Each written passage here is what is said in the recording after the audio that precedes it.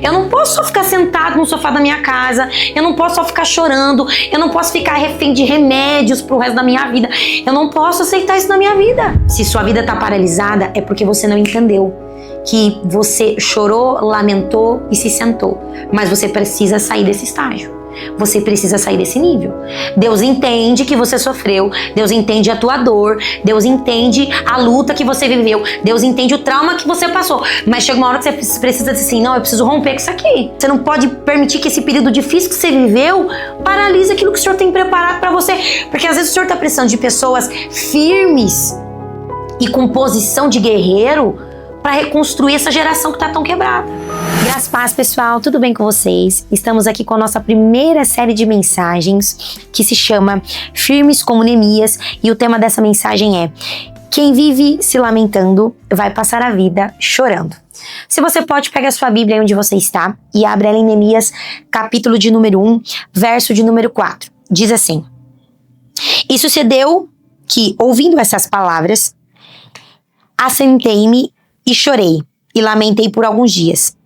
E estive jejuando e orando perante o Deus dos céus.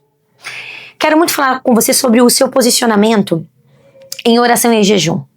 Porque Neemias, ele tem diversas coisas, e durante todas essas séries de mensagens eu vou falar sobre a postura, sobre o posicionamento, sobre como o Neemias age diante dos desafios. E uma coisa que eu acho muito interessante é que quando nós começamos a ler Neemias, capítulo de número 1, verso número 4, é interessante que ao descrever, ele vai começar dizendo assim: e quando ouvi essa notícia ruim, eu me assentei, eu chorei e eu também me lamentei. E quando nós olhamos muito essa fala, nós olhamos muito para o nosso cotidiano, nós olhamos muito para o nosso dia a dia, e muitas vezes nós vemos muito isso. Pessoas que diante de uma afronta, pessoas que diante de uma mesa que traiu, diante de um ambiente que passou, diante de uma dor que viveu, a pessoa vai viver isso aqui. A pessoa vai se sentar, a pessoa vai chorar e a pessoa vai se lamentar.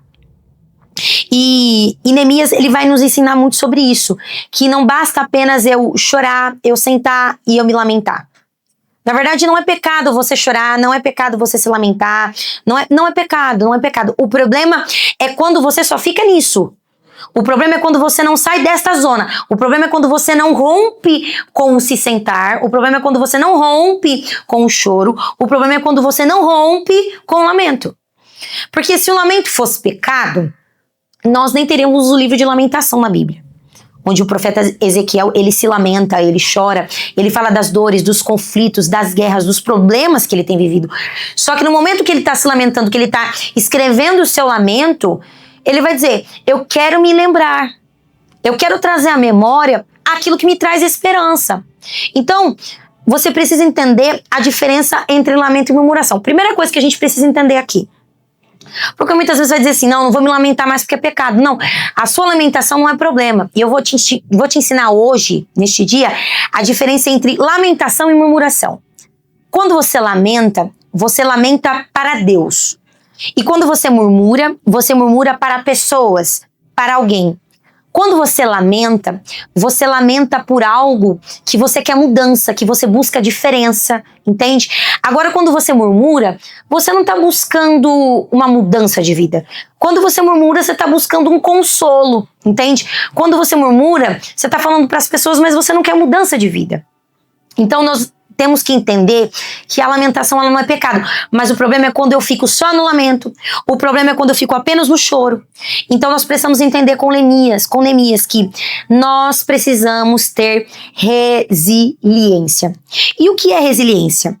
Uma pessoa resiliente é alguém que consegue enfrentar as dificuldades, as crises, o momento de pressão, sem quebrar emocionalmente, sem paralisar. É uma pessoa que consegue se adaptar, é uma pessoa que consegue aprender e seguir em frente, mesmo no dia difícil, mesmo no dia mau. Escreve aí nesse vídeo, escreve aí embaixo: eu preciso ter resiliência. Eu quero declarar sobre a sua vida que você vai ser uma pessoa, um cidadão do céu que terá resiliência. Você não vai quebrar diante de uma afronta. Você não vai quebrar diante de uma decepção. Pelo contrário, você vai ser uma pessoa que vai se adaptar. Você é uma pessoa que vai aprender com as dores. Você vai ser uma pessoa que vai sair mais forte do dia difícil. Neemias não foi apenas alguém que não enfrentou problemas, mas foi alguém que não deixou que os problemas definissem o fim da história. Quantas pessoas você conhece? Quantas pessoas, talvez você está assistindo, mas quantas pessoas você conhece na sua vida que passou por um problema, por uma crise, por uma falência, por uma perca muito grande e paralisou? Quantas pessoas você conhece? Quantas pessoas você conhece que vive mais no passado do que no presente? E não desfruta, e não pensa, e não sonha, e não planeja para o futuro. Quantas pessoas você conhece? Talvez você está assistindo isso aqui e está dizendo assim, pastora, realmente é verdade, eu paralisei. Quantas pessoas você conhece que quando senta com você fala do problema que teve com a igreja em 1900 e tralalá, que fala da traição de 1900 e barará, que fala da falência de 1800 e barará, e a pessoa não consegue desfrutar do presente. A pessoa não consegue caminhar diante do propósito. A pessoa paralisou. Sua vida está paralisada no passado, porque você não aprendeu, porque você apenas se sentou, chorou e lamentou. Se sua vida está paralisada, é porque você não entendeu que você chorou, lamentou e se sentou. Mas você precisa sair desse estágio. Você precisa sair desse nível. Deus entende que você sofreu, Deus entende a tua dor, Deus entende a luta que você viveu, Deus entende o trauma que você passou. Mas chega uma hora que você precisa dizer assim, não, eu preciso romper com isso aqui. Eu não posso só ficar sentado no sofá da minha casa, eu não posso só ficar chorando, eu não posso ficar refém de remédios pro resto da minha vida.